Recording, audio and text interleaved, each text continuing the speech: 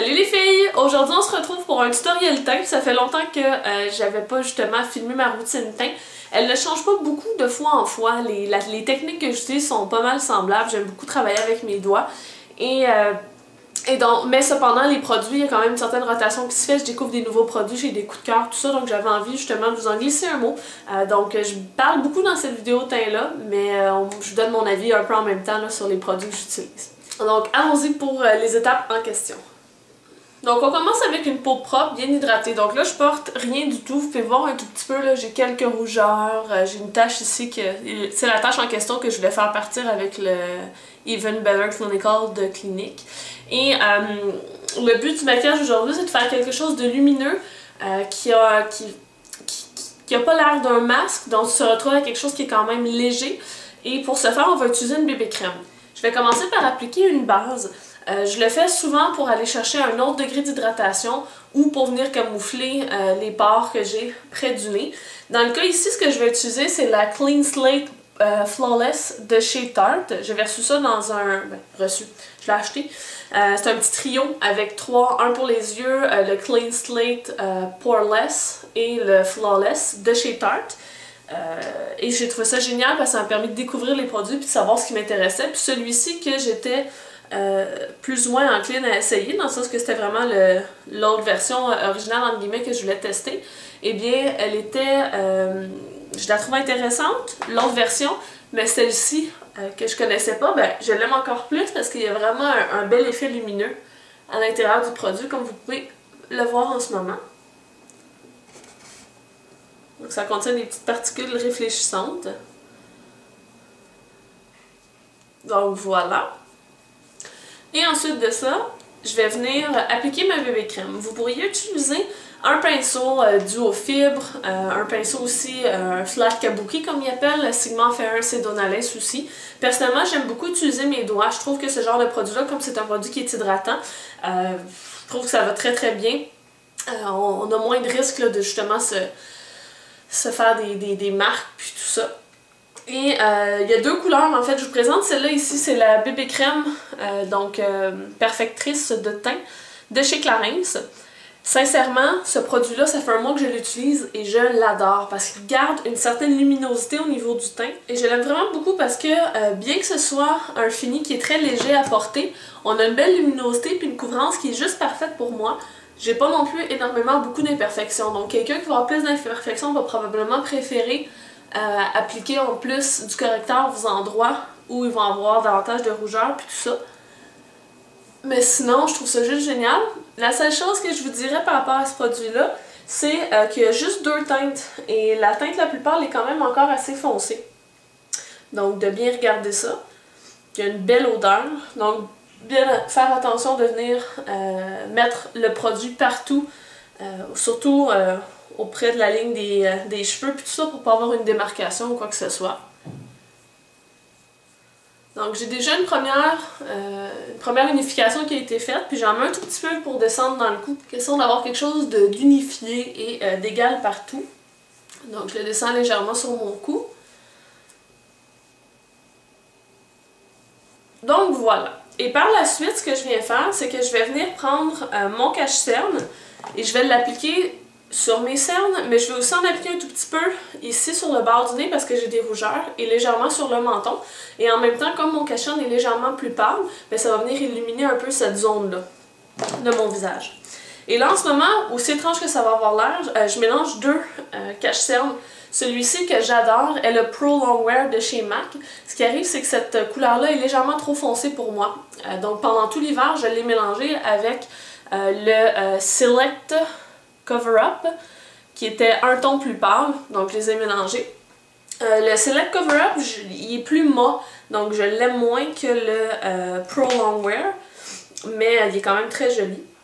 Donc je fais mon petit mélange maison. Donc je les mets sur mon auriculaire et je vais venir déposer une touche ici, ici, puis le reste sur mon menton. Et là après, encore au doigt, je vais venir estomper le tout. Et je fais comme des petits mouvements de tapotement. Pour le cache-cerne, j'aime bien mettre une petite touche sur la paupière mobile et la paupière fixe pour venir unifier ma paupière parce qu'on voit quelques veines.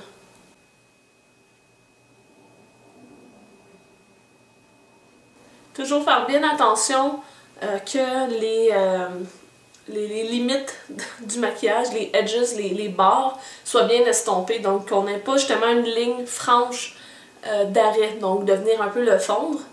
Donc de tapoter justement à ces limites-là avec les doigts. Donc c'est ce qu'on aurait vous fait remarquer justement que le centre de mon visage est légèrement plus clair.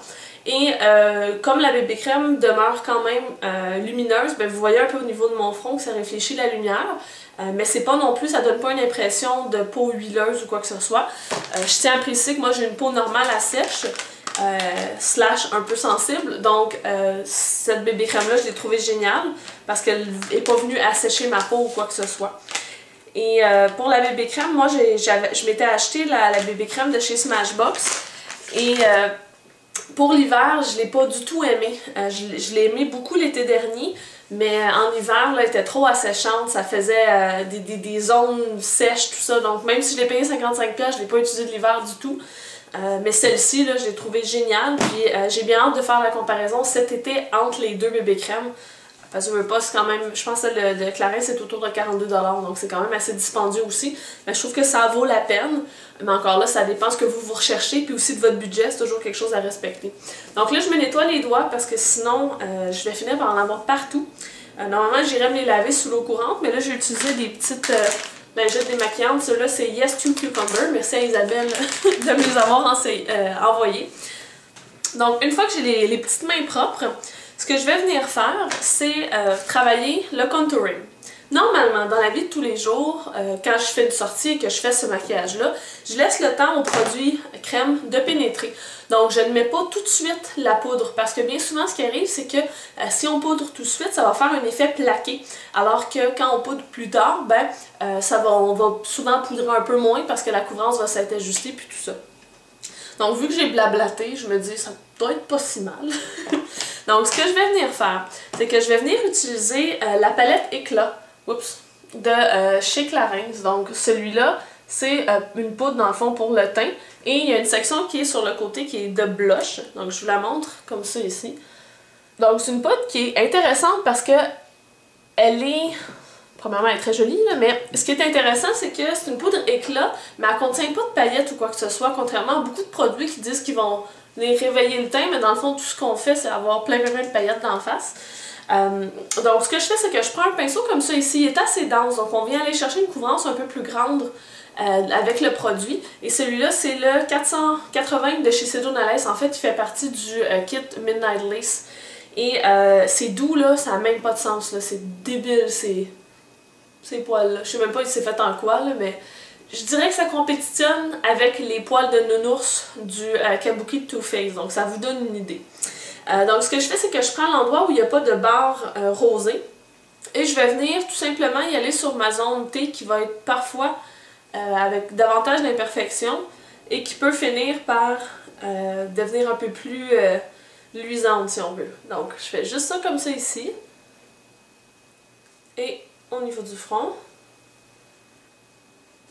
Et voilà. Puis de la façon que la poudre est faite, c'est comme si ça venait blurrer, mettre camoufler un peu les imperfections en faisant du camouflage, mais camouflage... c'est quoi un beau mot en français pour blur? C'est comme s'il y avait moins de focus de fait sur le visage. Hein? C'est de trouver les bons mots. Après ça, je vais venir travailler le contour. Et je fais ça assez rapidement dans la vie de tous les jours, là. Donc ce que je vais prendre, c'est ma poudre compacte bronzante de chez Orlan. Donc c'est immense. Et c'est ce produit-là dont j'avais parlé quand je l'avais reçu. Je l'avais reçu dans un VIP. Ça sent le parfum de grand-maman. Donc c'est un peu intense. Mais bon, hein, il fait le travail puis il n'est pas trop foncé non plus. Donc ce que je fais, c'est que je pars de mon oreille et je suis. Beaucoup vont faire la face de poisson, comme ça pour sentir, mais moi je préfère toucher mon visage. Donc au moment où la pommette se termine, ici comme dans le creux qu'on a du joue, c'est là qu'on va appliquer la couleur foncée. Et ne pas descendre trop vers la bouche, sinon ça fait un petit peu étrange. et de bien blender la couleur, de bien la fondre pour pas qu'on ait une ligne franche. Si vous aimez ce look-là avec une ligne franche, vous pouvez, mais moi je préfère quelque chose d'un petit peu plus doux. Et le reste que j'ai sur mon pinceau, ben, je le prends et je le mets au niveau de mon front parce que comme j'ai un grand front, en mettant de la poudre foncée comme ça, ça donne l'impression que mes cheveux... Bref, ça donne l'impression qu'il y a un peu plus de dimension dans mon front puis que j'ai pas 8 pieds de front. Et là, après ça, ben, je prends un gros pinceau. Je pourrais prendre le même, mais je veux juste que ça prenne moins de temps. Je prends mon pinceau 19 de chez Smashbox et je vais venir faire mon cou. Comme ça, je vais être certaine d'avoir la même couleur partout parce que souvent, le cou est plus pâle déjà naturellement parce que le soleil frappe moins là. Puis là, ben là tant qu'il y a, j'ai une petite épaule exposée, on va mettre ça partout de la même couleur. Et j'ai relevé mes cheveux parce que travailler le temps avec les cheveux détachés, je trouve ça très très fatigant.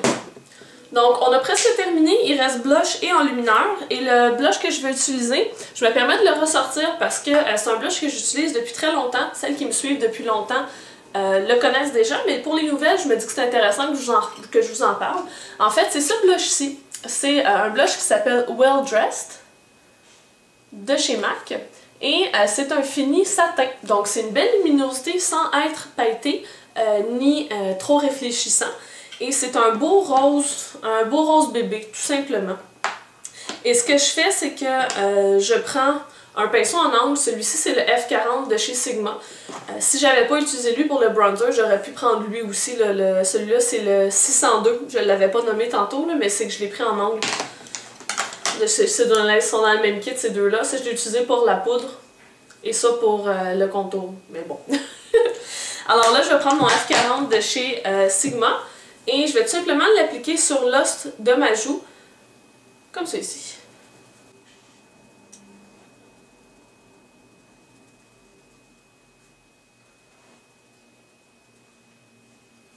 Ce blush-là n'a pas une pigmentation extrêmement grande.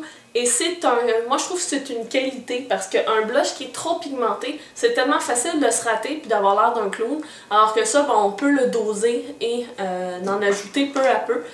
Et c'est pas un blush qui va paraître beaucoup sur des carnations foncées. Si vous le trouvez joli, ce que vous pouvez faire, c'est prendre ce blush-là et venir mettre une touche plus foncée de blush plus vif, par exemple au centre même, un peu comme en dégradé vers le centre.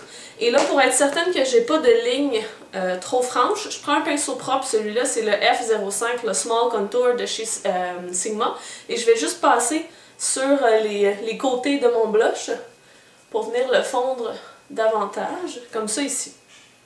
Donc, à ma caméra, ça m'a l'air très franc, mais en personne, ça va. Donc, j'espère que vous allez bien le voir une fois que ça va être en ligne.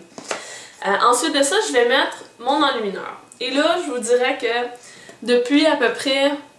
En fait, depuis ma fête, c'est cet enlumineur-là que j'utilise. Toutes les autres, je les ai mis de côté. Ben, le Superbe de MAC, je suis trop pâle pour le mettre, là, donc ça va être juste cet été, là, mais il est venu battre tous les enlumineurs dernièrement. Je sais pas pourquoi il suit plus ce que j'avais envie de mettre. Et il est contenu dans cette palette-là ici. Celle-là, c'est la Balm Jovi de The Balm. Et le blush en question dans cette palette-là, pas le blush, pardon, mais l'enlumineur dans cette palette-là, il s'appelle Solid Gold. Mais en fait, c'est le Mary Luminizer. Donc, c'est un enlumineur qui existe qu'on peut acheter à côté, donc pas obligé d'acheter la palette au complet. Et il est très très très joli parce qu'il est comme champagne, mais doré en même temps, mais légèrement rosé, donc c'est très joli. Et je prends un pinceau pour le fond de teint comme ça, je trouve que ça va bien pour mettre l'enlumineur. Et je le place directement sur l'os de ma joue, mais vraiment le plus haut, quasiment avec une connexion vers l'œil. Donc je fais ça comme ça ici, l'autre côté, et après je fais comme le mélanger un peu, le fondre. Et c'est super important de ne pas en mettre trop vers le centre du visage parce que si on en met ici, ça pourrait mettre l'accent sur les pores. Donc, c'est pas ce qu'on désire nécessairement. Ce que j'ai de trop, j'en mets légèrement sur l'arête de mon nez. Et Jean-François Cédé, lui, en met ici. Allons-y. Voilà. Donc, une fois que toutes ces étapes-là sont faites, le teint est terminé. J'aime beaucoup quand je vais dans des soirées mettre un fixatif pour le teint. J'en ai acheté deux lors du iMatch. Je vais d'ailleurs mettre le lien vers mon haul en quelque part dans l'écran.